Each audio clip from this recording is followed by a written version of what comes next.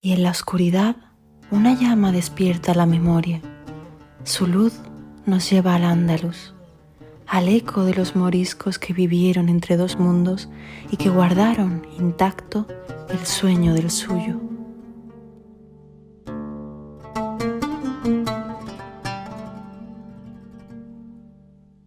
Mi padre es un andaluz orgulloso de sus raíces. Apasionado de la cultura, atesora en su museo documentos de incalculable valor. En el vídeo de hoy nos deleitará con su sabiduría al narrarnos la historia de nuestro antepasado Ali Abenazara, el alfaquí bautizado bajo el nombre de Diego López de Benajara.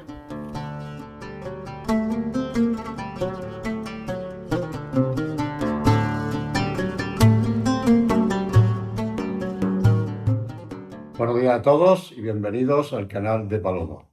Para mí es un placer estar aquí de nuevo con todos vosotros desde el Museo Ruiz de Almodóvar. Como ya sabéis, una de las señas de identidad de este museo es la descendencia de la familia nazarí, en concreto de los Granadas Venegas, que a su vez eran descendientes de Sidi Yahya y a su vez eran descendientes del sultán Yusuf IV. Bueno, hoy vamos a referirnos a otro ascendiente morisco de gran importancia. En este caso nos pasamos a la esposa del pintor, es decir, a mi abuela, dado que lo que ahora todo el mundo sabía era la descendencia a través de las ramas Ruiz de Almodóvar. En este caso hablamos de Caridad Mateo Martínez Carrasco, que es de nuestra raíz accitana, es decir, de la zona o comarca del norte de Granada, de Guadix, Huáscar y el Marquesado del Cenete, donde también se incluía entonces el pueblo de Fiñana, que hoy pertenece a la provincia de Almería. Pues bien, mi abuela Caridad, esposa del pintor al que está dedicado este museo, tiene también sangre morisca. En concreto, desciende del mudéjar, el alfaquí de Fiñana, Ali Abenazara, luego convertido al cristianismo como morisco con el nombre de Diego López de Benajara. Es un personaje, una figura absolutamente relevante en aquella zona, en aquella época, en los primeros momentos de la conquista de Granada, y que merece la pena incluso hacer una mera referencia a la localidad. Fiñana es un pueblo maravilloso, un pueblo con tintes africanos, que lo ve uno en las fachadas con la silueta de las palmeras, ¿no? Una luz vibrante, ¿no? Que se refleja en la cal, en las paredes, ¿no? Con varios elementos arquitectónicos de primer nivel, ¿no? Citamos, por ejemplo, una alcazaba o castillo que está en proceso de restauración, un aljibe gigantesco, un aljibe árabe que se utiliza de una sala de usos múltiples, y luego la joya de la corona, es la mezquita almohade, una maravillosa obra de arte muy bien conservada. Actualmente cumple una misión, lógicamente, de una ermita. Estos tres elementos y la hospitalidad y la hidalguía que transmite este pueblo, que para mí es casi hermano de los pueblos de la Alpujarra por su parecido, hacen que sea una visita obligatoria.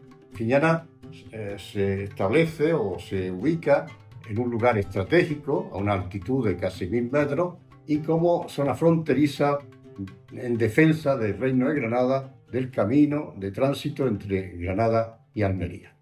Es un pueblo donde nuestro antepasado Ali Abenazara ejerció las funciones de alfaquí. Todo el mundo sabe que es un jurisconsulto con grandes conocimientos de las leyes del Islam y totalmente respetado y querido y de enorme prestigio. Bien, este alfaquí tiene una clara intervención en su etapa de mudéjar. Cuando hablamos de mudéjar nos referimos al periodo que va desde la conquista de Granada hasta, digamos, el incumplimiento de las capitulaciones, es decir, cuando empiezan a surgir los bautizos en masa, se fuerza al mudéjar a convertirse al cristianismo y se le llama a partir de entonces morisco.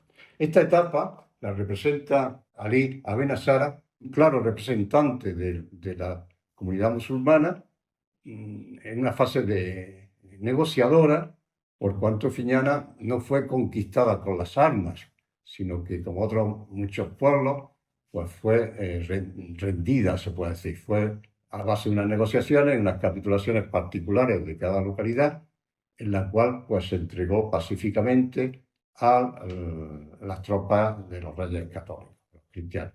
En esa fase interviene Ali Abenazara y no es descartable, ni mucho menos, imaginarlo recibiendo a los reyes católicos a finales de diciembre de 1489, cuando llegaron a la localidad a firmar las capitulaciones, y a partir de entonces comienza una nueva etapa, en principio de acuerdo a lo pactado, armoniosa entre las dos comunidades, hasta que surge, como decíamos anteriormente, los incumplimientos de las capitulaciones de Granada.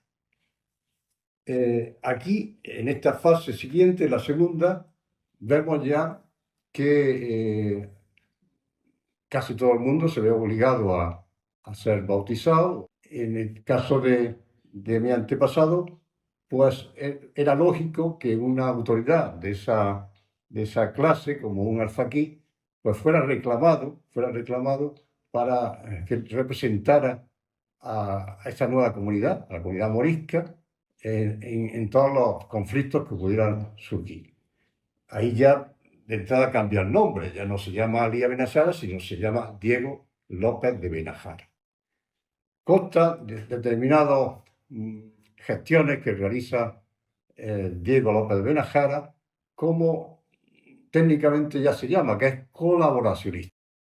La figura del colaboracionista es una figura que merece la pena dedicarle unos momentos, por cuanto suele ser mal vista o no suele tener la respuesta que se merece, por cuanto se tiene que mover entre dos bandos, digamos, entre dos comunidades, y ninguna de las dos queda suficientemente satisfecha.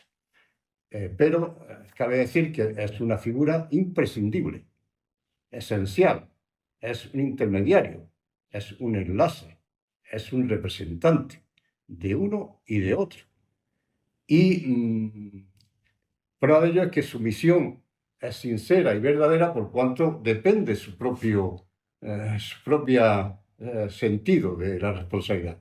Carece de necesidad una persona que claramente se está engañando o claramente está buscando solamente el interés de una de las partes. Esto hace que se vea con cierto recelo algunas veces, pero hay pruebas sobradas en las que, a pesar de que esté cercano a las nuevas autoridades y que incluso conserve cargos de gran relevancia e importancia, ya no solamente en Fillena, sino también de regidor en Guadix, y mezclado con la aristocracia de los cristianos nuevos, siguen exigiéndole un comportamiento que demuestre que en definitiva él está representando a los moriscos. Tenemos un ejemplo extraordinariamente interesante que hoy vamos a dar a conocer.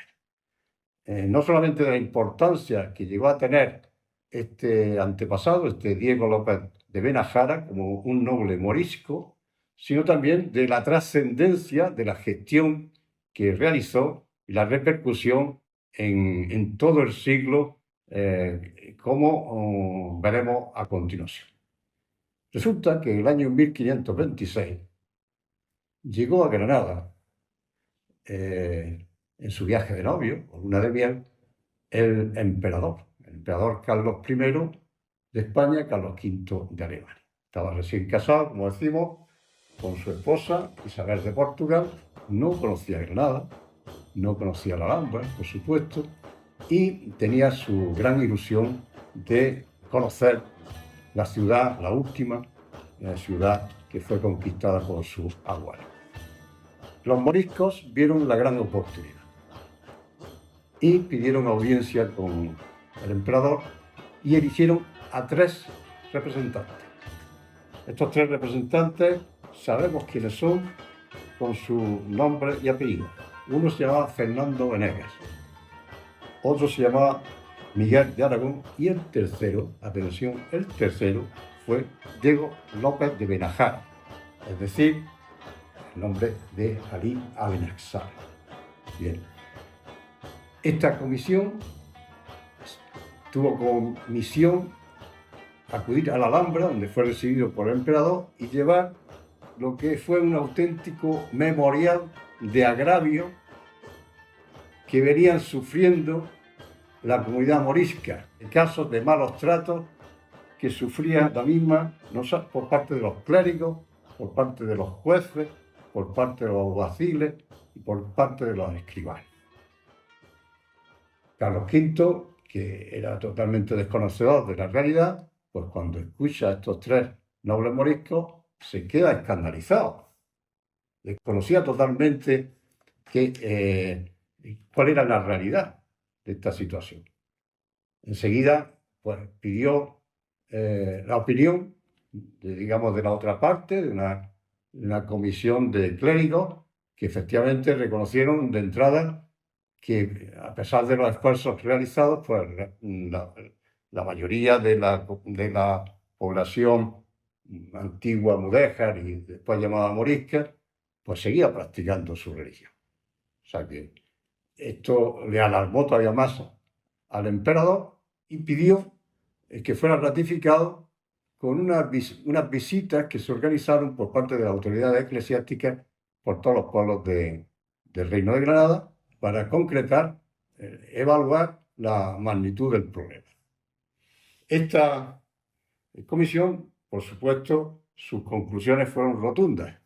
Para empezar, ratificaron que efectivamente existían comportamientos deleznables por parte de las autoridades en relación con los moriscos, pero también venía a ser claro, es decir, de una forma totalmente gráfica, le dijo en sus resultados expuestos a Carlos V que, sinceramente, después de 27 años transcurridos desde que fueron bautizados, pues no habían encontrado ni 27 cristianos, y aún ni siquiera 27, sino como mucho 7 cristianos que podían considerarse verdaderos, ¿no?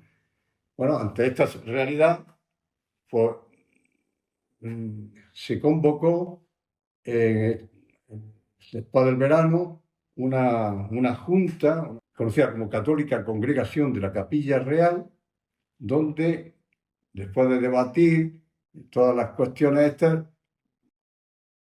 tuvo como resultado una pragmática real de 7 de diciembre de 1526 que fue tremendamente impactante, por cuanto no solamente sí le daba la razón a la Comisión de los Nobles Moriscos y adoptaba una serie de medidas para eliminar los abusos que se habían detectado, ¿no? Pero también aprovechaba la coyuntura para intentar resolverlo de raíz, pero de nuevo de forma equivocada, como tantas otras veces, ¿no? Porque se dispuso una serie de medidas impresionantemente inesperadas, ¿no? Tal fue como decidir que a partir de un plazo se prohibía en la lengua arábiga, se prohibía el uso de los trajes y ropas tradicionales de los moriscos, se prohibía el uso de los baños árabes, se prohibía la celebración de fiestas tales como la Zambra o las Leilas, se exigía que en las fiestas de viernes y sábado las puertas quedaran abiertas de las casas, se disponía que textualmente lo siguiente: no pusiesen a leña en los pies, ni en las manos, ni en la cabeza de las mujeres, es decir, lo que hoy se entiende por la agenda. Además, se exigía que los matrimonios se celebraran según el rito católico, en la iglesia, con la correspondiente misa, y, por supuesto, la celebración se hiciera con las puertas abiertas en las casas. Luego, 2 prohibiciones un poco propias del contexto, como era que no se tuvieran en la casa niños expósitos. Los niños expósitos son niños que nacidos de una relación extramatrimonial, que en su día son abandonados y luego son recogidos o son colocados prácticamente como siervos, como en las casas. Bueno, se consideraba que contenían cierta origen de pecado, ¿no? Los pobres niños, ¿no? Y además se prohibía la tenencia, ya fuera libre o como esclavo, de los llamados gazis o gaziz, ¿no? Estos eran berberiscos, descendientes de musulmanes del norte de África que habían llegado a la península para combatir contra las tropas cristianas. También se les prohibía que pudieran existir en las casas de los moriscos. Además, se establecía un tribunal de Santo Oficio de la Inquisición para el Reino de Granada. Bueno, como vemos, el resultado fue espectacularmente inesperado y para imaginarse la reacción que tuvo que tener la comunidad morisca cuando se encuentra con esa papeleta. Es decir, que ellos iban a protestar, a presentar una denuncia que no era humano como estaban siendo tratados y se encuentran de respuesta unas medidas tan contundentes y tan alejadas de la realidad, ¿no? Como que de buena primera se les suprimía como comunidad de un plumazo, ¿no? Esto obligó a que se pusiera en marcha lo que fueron ya otro tipo de negociaciones, como fueron de cómo impedirlo o cómo retrasarlo o cómo suavizarlo o cómo atenuarlo, ¿no? También así que ahí sí encontraron un Carlos V receptivo por cuanto podría acogerse a que le podía venir bien una contraprestación económica, dado que el imperio en aquellas fechas pues tenía multitud de problemas y de conflictos, ¿no? Y que si se encontraba una fuente de ingresos tan cercana y tan importante como la que se podía deducir de la negociación, pues mejor, ¿no? Esto fue el objetivo. Sin embargo, fue una cantidad muy respetable la que se pactó, ¿no? Para que se suspendiera la ejecución de estas medidas. Fue una cantidad muy respetable, fueron una cantidad extraordinaria, fueron 80.000 ducados más 10.000 para costas, ¿no? Una cantidad que permitió con ellos cerrar los ojos y que a cambio de dinero no ver la realidad y de alguna forma esa suspensión suponía dejar el problema para la siguiente generación, ¿no? Es una propuesta que fue aceptada por ambas partes y que se empezó a pagar, se tenía que pagar en el plazo de 8 años, se empezó a pagar en enero de 1527, ¿no? Se habla de suspensión, efectivamente, una suspensión muy a largo plazo, de ahí que la gente se creyera o se imaginara que era una excusa, ¿no? Poner algo, ¿no? Se puso 40 años de prórroga para que pudieran entrar en vigor estas medidas, por lo menos las más importantes. Incluso el propio Tribunal de Santo Oficio dejaba de tener ese carácter de ejecución de estas medidas, ¿no? Algún historiador ha comentado que estamos hablando de una operación que puede equipararse a colocar una bomba de relojería. Y así fue, con una trascendencia extraordinaria. Por cuanto, transcurridos los 40 años exactos, así hablamos ya de 1566, Felipe II pues decidió, ante la situación nacional e internacional que existía en aquella fecha, decidió recuperar y poner en vigor aquel edicto imperial. Esto ocasionó, por muchas presiones que suscitase la comunidad morisca, que no se podían imaginar, que incluso se le había olvidado que pudieran existir todavía por ahí latentes estas medidas, una reacción lo impidiera. No fue así y ocasionó como consecuencia la salida de muchos de los moriscos de Granada, que fueron a engrosar las tropas de los en la sierra, en la Alpujarra, de los Monfíes, y al cabo de un año, pues surgiera la rebelión morisca, la rebelión de la Alpujarra, en las Navidades de 1568, ¿no? Esto es ya otra historia que la veremos en otro vídeo. Sí adelantar que ya en aquella fecha, lógicamente, no vivía Diego López de Benajara, había fallecido antes, pero sí habían seguido las distintas generaciones subsiguientes, e incluso se habla de que el nieto del original pues estuvo en negociaciones con Juan de Austria para tratar los resultados del levantamiento, de la sublevación, la regresión de los moriscos en la zona también de Guadix.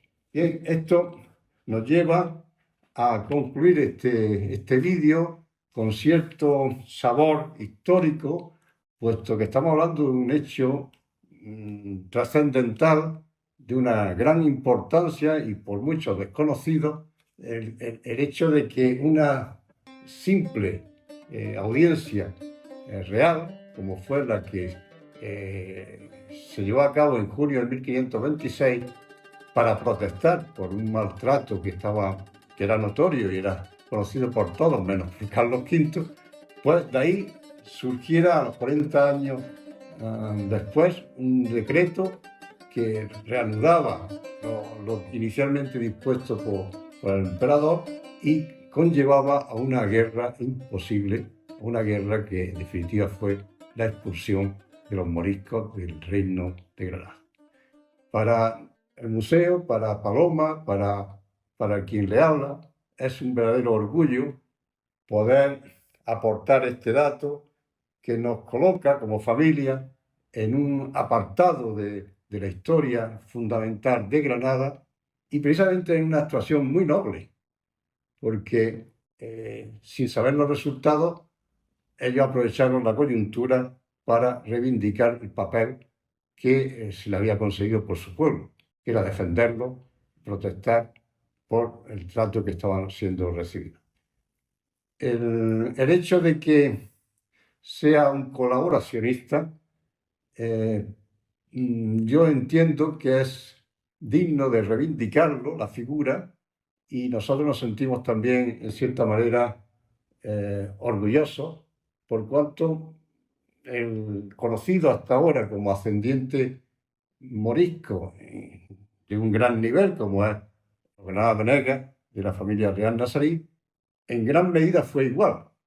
Fue también otro colaboracionista.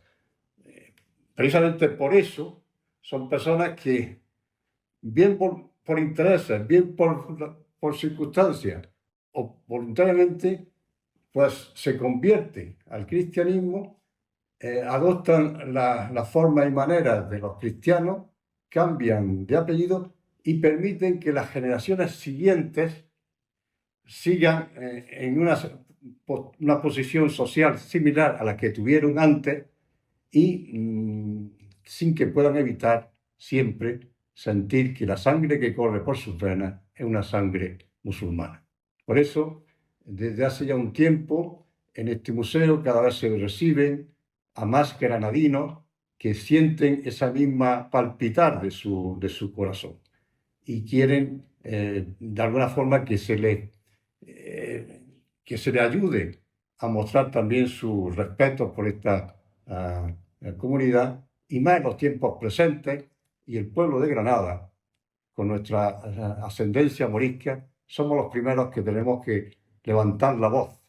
Nosotros fuimos moriscos, nosotros no podemos permitir que se vuelva a consentir más maltrato, más comportamientos deleznables con una comunidad que tan solo hace es cumplir con su creencia y respetando a los demás, y por consiguiente siempre deberán ser aceptadas, siempre deberán ser respetadas. Yo cuando conocí, hace ya muchos años, esta conexión con el alfaquí de Fiñana, pues de alguna forma me volví loco, ¿no? Por cuanto de alguna forma se me acercaba, se me ponía la cosa más fácil. Es muy grande decir que tú puedes descender de la familia real nazarí, pero es más fácil, más posible, más inmediato decir que eres simplemente descendiente de un morisco, en este caso un noble morisco, un alfaquí, y de ahí que mostré inmediato interés por saber todo lo que podía estar escrito sobre Ali Abenazara y recuperar mi raíz accitana, ir a Guadix, como he ido varias veces, entrar en contacto con investigadores que me han facilitado y me han ayudado. E incluso escribí un texto que no está publicado aún, para el cual una investigadora me mandó unas letras, unas palabras a modo de prólogo o de complemento de mi estudio, que voy a leerlas. Esta investigadora se llama Carmen Hernández Montalbán, porque de alguna forma resume un poco todo lo que he tratado de explicar. Ella dice literalmente: una vez más, el pasado llama a nuestra puerta. Un pasado que es consubstancial de lo que somos, de lo que es Guadix, una tierra antigua, rica por su historia. Lo hace de la mano de uno de sus hijos, el abogado, escritor, investigador histórico y académico Miguel Ruiz de Almodóvar Serra, que si bien no es hijo de nacimiento, sí lo es de sangre, por ser descendiente de una de las familias accitanas más vetustas de Guadix, la de los Martínez Carrasco, que hunden sus raíces en una noble familia morisca, los Abenazara. Bueno, agradecer nuevamente a Carmen por cuanto no solamente estas letras, sino la documentación que me facilitó en su día, me motivó a tratar de recopilar, a hacer una presentación digna de ser comprendida por todos y con determinados tintes históricos, que es lo que a mí me gusta de esta intervención, que quedará ahí como una colaboración por parte del museo y un punto de apoyo para reivindicar esta doble sangre morisca de la familia Ruiz de Almodóvar, que como colofón del vídeo la presentamos con las fotografías de mi abuelo recién casado, en la Alhambra. Si os fijáis, están delante del Palacio de Carlos V. Un Palacio de Carlos V que fue diseñado por el emperador precisamente en aquellas fechas del verano, otoño de 1526, cuando pasó la luna de miel en la Alhambra, que precisamente fue construido con los tributos, con las aportaciones de la comunidad morisca, precisamente con los 80.000 ducados, más 10.000 por costa, que tuvieron que entregar para poder seguir viviendo en paz 40 años más. Si os fijáis en la foto que tenemos en el museo del Palacio de Carlos V, preciosa, aérea, desde un globo, lógicamente, porque es una foto que tiene ya más de 100 años, se aprecia que no está terminado el Palacio de Carlos V, no están las cubiertas, pero porque así se quedó, siglos A, digamos, el momento en que ya se expulsaron a los moriscos. Se expulsaban a los moriscos y ya no había esa aportación extraordinaria que permitía terminar el sueño del emperador Carlos V, el sueño de su palacio en mitad de la Alhambra.